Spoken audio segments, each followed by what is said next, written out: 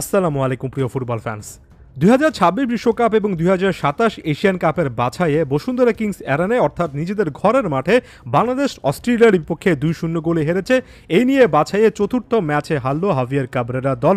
তারপরও ম্যাচটাকে পজিটিভলি নিচ্ছি, রেজাল্টটাকে পজিটিভলি নিচ্ছি, কারণ বাংলাদেশ এর আগে অস্ট্রেলিয়ার বিপক্ষে যখন মাত্র কিছুদিন আগে অস্ট্রেলিয়ার মাঠে খেলতে গেল তখন কিন্তু রীতিমতো 7-0 গোলে বিধ্বস্ত হয়েছিল।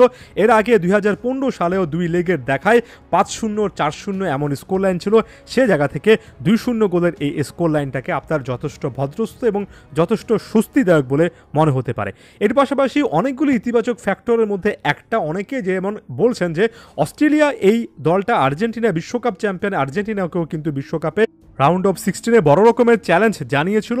এই বিষয়গুলো হয়তোবা খুব একটা বেশি সম্পৃক্ত নয়, তবে ওই যে বললাম দেশের ফুটবলে পজিটিভ আলোচনা করতে চাচ্ছি, সে জায়গা থেকে বিশাল দেহি শারীরিক দিক থেকে যথেষ্ট বেশি এগিয়ে থাকা প্লেয়ারদের বিপক্ষে বাংলাদেশ একটা ভালো ফাইট করেছে। ডিফেন্সটা শুরুর দিকে বা একটা লম্বা সময় ধরে ভালো পারফর্ম করেছে। এগুলোকে আসলে পজিটিভলি নেওয়ার সুযোগ আছে এবং নিতে হবে। বাংলাদেশের কোচ হাভিয়ার কাবরেরাও কিন্তু ম্যাচ পরবর্তী প্রেস কনফারেন্সে জানিয়েছেন তার প্রাথমিক যে টার্গেটগুলো ছিল সেটা হচ্ছে একটা বেটার ডিফেন্সিভ পারফরমেন্স দেওয়া এবং খুব একটা বেশি গোল কনসিড না করা। সে জায়গা থেকে তিনি এই ম্যাচের পারফরমেন্সটাকে যথেষ্ট ভালোই বলছেন। একেবারে ভিন্ন একটা অ্যাপ্রোচ বাংলাদেশের শুরু থেকে দেখা গিয়েছে, বিশেষ করে স্টার্টিং লাইনআপে জামাল ভুঁইয়া না থাকা। এর আগে অস্ট্রেলিয়ার বিপক্ষে 3টে ম্যাচে তিনি ছিলেন 3-5-2 ফরমেশন, যেটা অনেক বেশি করে ডিফেন্সিভ সিস্টেম, কারণ এখানে সাদউদ্দিন বা ফয়সাল যারা আসলে উইংব্যাক পজিশনে খেলেছেন তারা কিন্তু মূলত ডিফেন্সে অনেক বেশি করে কন্ট্রিবিউট করেছেন। এবং আমার কাছে মনে হয় প্রথম 30 মিনিট জুড়ে তারিক কাজী, তপু বর্মন এরা মিলে কিন্তু যথেষ্ট ভালো একটা ডিফেন্সিভ ডিসপ্লে দিচ্ছিলেন।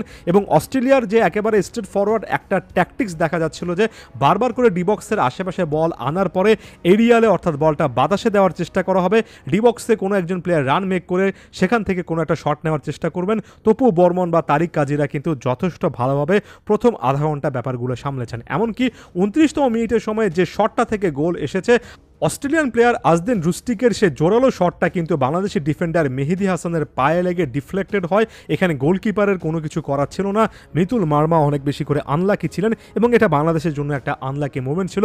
ওই মোমেন্টটাতে ওই অবস্থায় গোলটা না কনসিড করলে বাংলাদেশ হয়তোবা এই ম্যাচটাকে আরেকটু ডিপে নিয়ে যেতে পারতো, হয়তোবা ফার্স্ট হাফ ঘিরে আরও বেশি করে কথাবার্তা বলার সুযোগ থাকতো।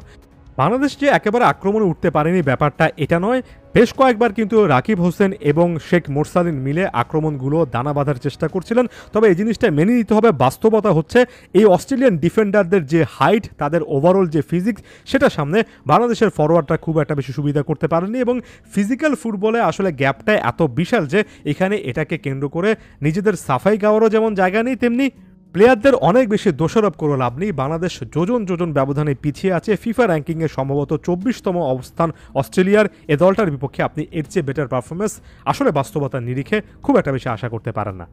দ্বিতীয় যে গোলটা করেছে অস্ট্রেলিয়া, যেখানে আসলে একটা হেডারের মাধ্যমে গোলটা এসেছে, সেখানে আরেকটু better defensive display Topu Barman কিংবা মেহেদীরা দেখাতে পারতেন কিনা সেটা নিয়ে আলোচনা করার সুযোগ আছে।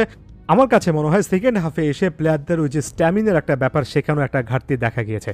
তবে সেটা যাই হোক, পরবর্তীতে অস্ট্রেলিয়া কোনো যে গোল দিতে পারেনি সেটা একটা স্বস্তির ব্যাপার। ম্যাচ পরবর্তীতে দেখলাম যে অস্ট্রেলিয়ান কোচ এমনকি প্লেয়াররা মাঠের অবস্থা নিয়ে যথেষ্ট সমালোচনা করেছেন। অর্থাৎ বসুন্ধরা কিংস অ্যারেনায় মাঠের যে অবস্থা ছিল, বল মুভ করানোতে যে সমস্যায় প্লেয়াররা পড়েছেন সেটা নিয়ে বিস্তর আলোচনা করেছেন। এই ব্যাপারগুলো আরও ভালোভাবে আসলে ম্যানেজ করতে হবে। তবে যাওয়ার আগে পজিটিভলি শেষ করতে চাই, সামনে লেবাননের বিপক্ষে লেবাননের মাঠে একটা খেলা রয়েছে জুনের 11 তারিখে। বাংলাদেশ এর আগে নিজেদের ঘরের মাঠে এই বসুন্ধরা কিংস অ্যারেনাতে কিন্তু লেবাননের বিপক্ষে 1-1 গোলে ড্র করেছিল। এ ম্যাচে কিছুটা হলো পজিটিভ পারফরমেন্স চাই।